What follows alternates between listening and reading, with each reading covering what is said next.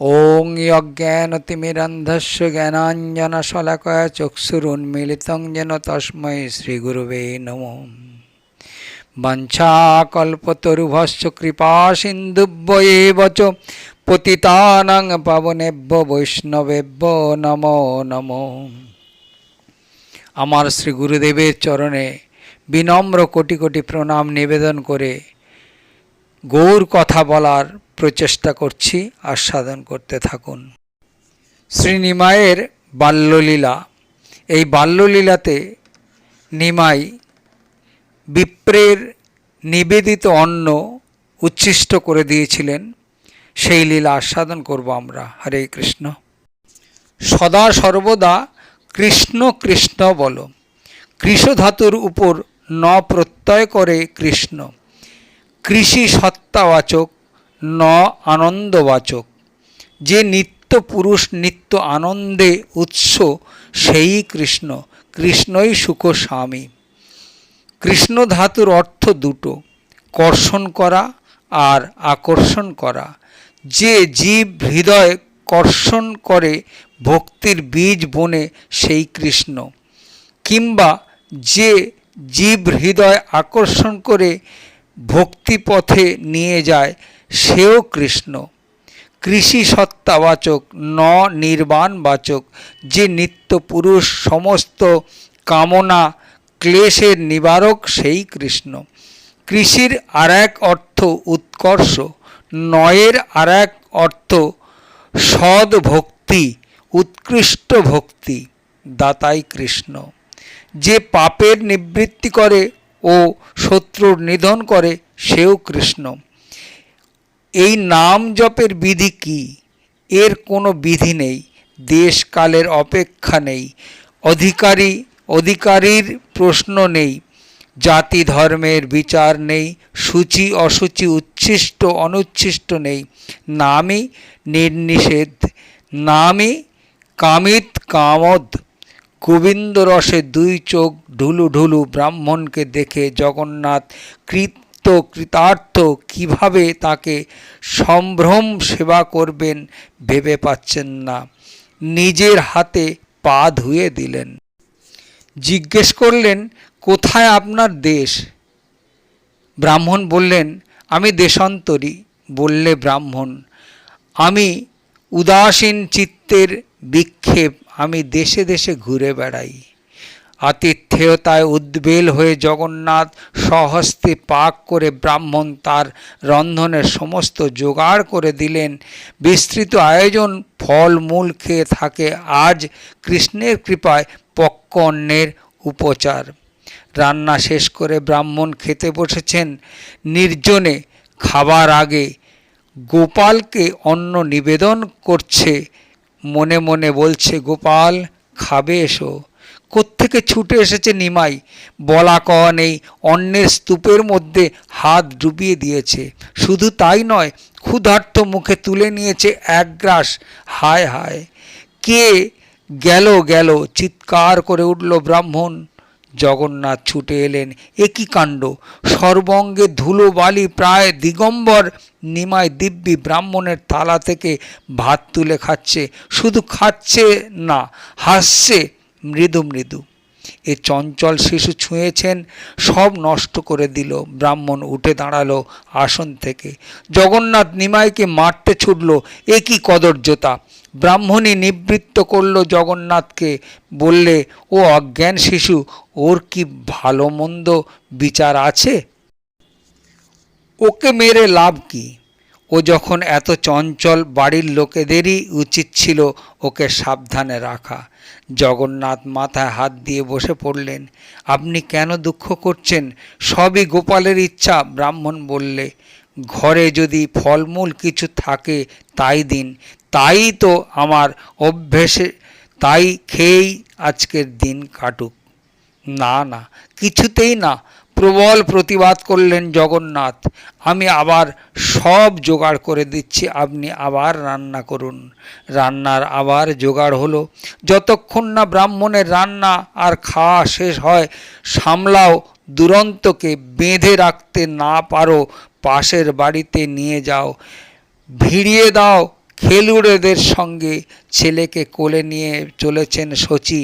পাড়ার মেয়েরা বলছে, ছি ছি ছি, এ কি করলি? অতিথি ব্রাহ্মণের ভাত ছুঁলি? আমি কি জানি। ডাগর দিগল চোখে তাকিয়ে নিমাই বললে, আমাকে ডাকলো কেন? এ আবার কেমন কথা? পরস্পর চাওয়াচাই করতে লাগলো মেয়েরা। কোথাকার না কোথাকার ব্রাহ্মণ, কোন কুল কে জানে, তুই তার ভাত খেলি? আর কেউ অন্যভাবে নিতে চাইল। মাঝখান থেকে তরি জাত গেল। হাসি হাসি মুখে নিমাই বললে, আমি তো গোয়ালা, বামুনের ভাত খেলে কি গোয়ালার জাত যায়? এ আবার কি অসম্ভব কথা। শচীর মুখের দিকে তাকালো মেয়েরা। ও ব্রাহ্মণের সন্তান, এটুকুও ওকে শেখাওনি? বেলা ঢলে পড়েছে। দ্বিতীয়বারের রান্না শেষ করল ব্রাহ্মণ। শুদ্ধ মনে নিরিবিলিতে আহারে বসেছে। আরবার ধ্যানে বালগোপালকে ভাবছে। বলছে, গোপাল, অগ্রভাগ গ্রহণ করো। চিত্তের ঈশ্বর গৌরচন্দ্র শুনতে পেয়েছে। ক্ষিপ্র পায়ে ছুটে চলে এসেছে ব্রাহ্মণের কাছে। তার মুদ্রিত নয়ন খোলবার আগেই নিমাই থালা থেকে তুলে নিয়েছে অন্ন মুষ্টি। শুধু তুলে নেয়নি, পুরে দিয়েছে মুখের মধ্যে। হায় হায়, আবার এসেছে, আবার ছুঁয়েছে। আর্তনাদ করে উঠল ব্রাহ্মণ। জগন্নাথ লাঠি নিয়ে তেড়ে এলেন। নিমাই ছুট দিল, শাসন বারণ মানে না। এ কি দুর্দান্ত অনাচার! ওকে আজ মারবই মারব। ক্রুদ্ধ পায়ে জগন্নাথ কিছু নিলেন। পাড়ার লোকেরা ধরে ফেললে জগন্নাথকে। দুবার অতিথির ভাতও নষ্ট করল। ছাড়ো ওকে, আমি রূঢ় হাতে শিক্ষা দেব। কিছুতেই ছাড়ব না। অবোধ শিশুকে মেরে তোমার সাধুত্বের কি বাহাদুরি হবে?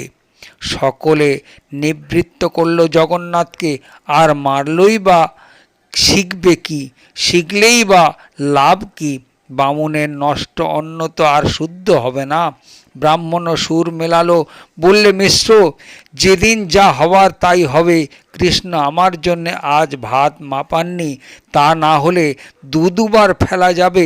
তুমি যা পারো ফলটল আমাকে কিছু দাও না। যদি পারো থাকবো উপবাসে। উপবাসেও গোবিন্দ। হঠাৎ কে এক কিশোর সামনে এসে দাঁড়ালো। সর্ব অঙ্গে নিরুপম লাবণ্য, স্কন্দে যজ্ঞসূত্র, মূর্তিমন্ত ব্রহ্মতেজ। কেই বর রুচি। মুগ্ধ চোখে তাকিয়ে রইল ব্রাহ্মণ। এ কে, কার ছেলে? জিজ্ঞেস না করে পারল না।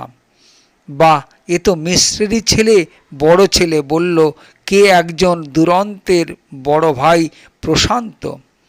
দেখলেই যেন নয়ন মন আনন্দে ভরে ওঠে। ব্রাহ্মণ বললে, যাদের এমন পুত্র, ধন্য সেই বাবা মা। সব শুনল বিশ্বরূপ। বললে, আপনি আমাদের অতিথি, এ আমাদের মহৎ ভাগ্য। কিন্তু আপনি উপবাস করে থাকবেন, এ দুঃসহ, তাতে আমাদের ঘোর অমঙ্গল। ব্রাহ্মণ বললে, আমি বনবাসী, ফলমূল খেয়েই দিন কাটে। কদাচিৎ অন্ন জোটান কৃষ্ণ। দেখলে তো, তিনি আজ জুটিয়েও জোটালেন না। দুবার রাঁধলুম, দুবার পণ্ড হলো, সবই কৃষ্ণেচ্ছা। তোমার ঘরে যদি কোটি ভক্ষ্য দ্রব্যও থাকে, যদি কৃষ্ণ আজ্ঞা না হয়, সাধ্য কি তুমি তা সম্ভোগ করো? তোমাকে যে দেখলুম, এই সন্তোষই আমার ভোজন। না না, কিছুতেই নয়, আপনাকে আবার রাঁধতে হবে। বিশ্বরূপ ব্রাহ্মণের পায়ে পড়ল। আপনি করুণা সিন্ধু, পর দুঃখে আপনি কাতর, পর সুখী আপনার পরম সুখ। সুতরাং আমাদের সন্তোষের জন্য আপনি আবার রান্না করুন। আমি নিজের হাতে আবার সব জোগাড় করে দিচ্ছি। কিন্তু ভয়ে ভয়ে তাকালো ব্রাহ্মণ। কিন্তু ওই দুরন্ত শিশুর কি হবে? ওকে আমি সামলাবো। ও আমার বাধ্য, অনুগত। আমি না বললে কিছুতেই আসবে না এদিকে। তাছাড়া বিশ্বরূপ বললে, নিশ্চিন্ত আশ্বাস। এখন সন্ধে হয়ে গিয়েছে, খেলাধুলো ছেড়ে এখন বাড়ি ফিরছে নিমাই। এবার ঘুমিয়ে পড়বে বিভোর হয়ে। ঘুমিয়ে পড়লে নিমাই এক তাল কাদা। বললেন শচী, তখন কে বলবে নিমাই আমার চঞ্চলের শিরামণি? রাত হয়ে গেল ব্রাহ্মণের। যা বলছে বিশ্বরূপ, নিমাই মার পাশটিতে ঘুমিয়ে পড়েছে। নিদ্রার সরোবরে ফুটে আছে একটি শান্তির শ্বেত পদ্ম। যাক, নিশ্চিন্ত হয়েছে সবাই। তবু বলা যায় না, অধিকন্তু না দোষায় আরও নেওয়া যাক সতর্কতা। দুই ঘরের মাঝ দুয়ারে বসলেন জগন্নাথ। বললেন, বার দুয়ার বেঁধে রাখো দড়ি দিয়ে, কোনো ফাঁক দিয়ে যেন বেরুতে না পারে। শচী বললে, আমিও আমার হাত দিয়ে চেপে ধরে আছি। চারদিক থেকে সবাই আবৃত করে আছে নিমাইকে। অন্ন ব্যঞ্জনের থালা নিয়ে ব্রাহ্মণ বসেছে আহারে। চোখ বুজে গোপালকে ধ্যান করছে, নিবেদন করছে কৃপালব্ধ অন্নের অমৃত। আমার কি আছে তোমাকে দিতে পারি? তুমি যে আমাকে অকৃপণ কৃপা করছো, আমার শুধু আছে এই অনুভব। এই অনুভবটুকুই তুমি নাও। এই অনুভবটুকুও তোমার কৃপা। তোমার কৃপাতেই আমার ভক্তি। ভক্তি হয় কিসে? ভক্তিতে, তোমার কৃপাতে। তোমার কৃপাই সুখ সার সর্বস্ব, সারঙ্গ রঙ্গদা। ধীরে ধীরে সর্বত্র নিদ্রার আবেশে নামল। অচেষ্ট ঘুমে আচ্ছন্ন হলো সকলে। নিমাই উঠে এসে দাঁড়ালো ব্রাহ্মণের সামনে। চকিতে থাবা বসালো ভাতের থালায়। হায় হায় হায়! বিপ্র আবার চিৎকার করে উঠল। কিন্তু কে শোনে? সবাই ঘুমে অচেতন। হায় হায় করছো কেন? নিমাই ধমক দিয়ে উঠল, কেন তবে ডাকছো আমাকে? কেন তবে ভাত ডাল নিবেদন করছো? তোমাকে ডাকছি, তোমাকে নিবেদন করছি। মুড়ের মতো তাকিয়ে রইল ব্রাহ্মণ। তবে আর কাকে? আমাকে ভক্তি ভরে ডাকছো বলেই তো আমি থাকতে পারছি না। বারে বারে উঠে আসছি, ছুটে আসছি বারে বারে। কে তুমি? কে আমি? নিমাই 8 হাত মেলে দাঁড়ালো। ব্রাহ্মণ দেখলে এ কি বিভূতি! এক হাতে ননি আর এক হাতে তাই তুলে তুলে খাচ্ছে নিমাই, আর 2 হাতে বাঁশি বাজাচ্ছে, আর বাকি 4 হাতে শঙ্খ চক্র গদা পদ্ম, শিরে সিকিপুচ্ছ, চরণে নূপুর, বুকে কৌস্তব, গলায় বৈজন্তী। আর এ কি পিছনের কদম গাছ! গোপ গোপী গাভী আর নীলাঞ্জনা যমুনা। আনন্দে মূর্ছিত হয়ে পড়ল ব্রাহ্মণ। গৌর সুন্দর ব্রাহ্মণের গায়ে হাত রাখল। ব্রাহ্মণ চেতনা পেয়ে কাঁদতে লাগলো পা ধরে। নিমাই বললে, যা আজ দেখলে তা কাউকে বলো না কিন্তু। এ আখ্যান শুধু ভক্ত আর ভগবানের। তোমার প্রেম ভক্তি আমাকে এ দর্শনের অধিকারী করেছে। এক মুষ্টি অন্ন মুখে পুরল নিমাই, পরে চলে গেল ধীরে ধীরে। শুলো এসে মায়ের পাশটিতে। সবাই জেগে উঠে দেখল ব্রাহ্মণ সুতৃপ্তিতে আহার করছে। নয়ন জলে তাই আস্বাদে মধু তন্মনা ভব মদ ভক্ত মজ্জাজি মাং নমস্কুরু।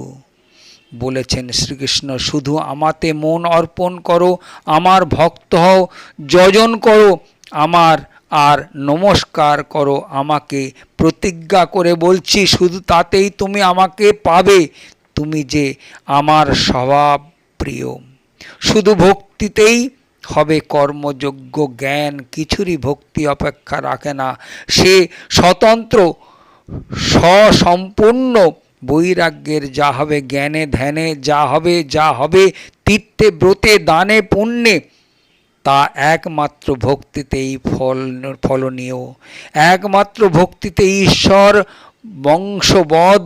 ভক্তির সাধনে কিছুই লাগে না, না জ্ঞান, না বৈরাগ্য, না অন্যতর অনুষঙ্গ। জ্ঞান বৈরাগ্য ভক্তির কভু নহে অঙ্গ। ভক্তি অন্য নিরপেক্ষ। বেদে পারঙ্গত যে বা সর্বশাস্ত্রার্থ অর্থবিদ সেও যদি সর্বেশ্বরে ভক্তিযুক্ত না হয়, সে পুরুষাধম ছাড়া কিছু নয়।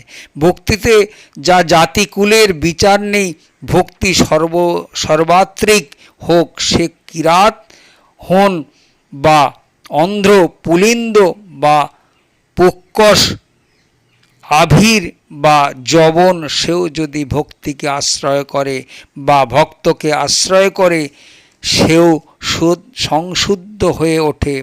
শুধু মানুষ কেন, কীট পতঙ্গ পশুও হরিতে সংন্যস্তকর্মা হলে উদ্ধর গতি লাভ করে। সাধু ভজন করবে, এ আর বেশি কথা কি? সুদূরাচারও যদি অনন্য ভাগ হয়ে আমাকে ভজন করে, বলছেন শ্রীকৃষ্ণ, তাকেও সাধু বলে জানবে, যেহেতু সে সম্যক ব্যবসিত আমাকেই বুঝেছে শ্রেষ্ঠ নিশ্চয় রূপে। আরও কত সুবিধে ভক্তিতে স্থান অস্থান নেই। ন দেশ নিয়ম তস্ত্র ন কার নিমস্তথা।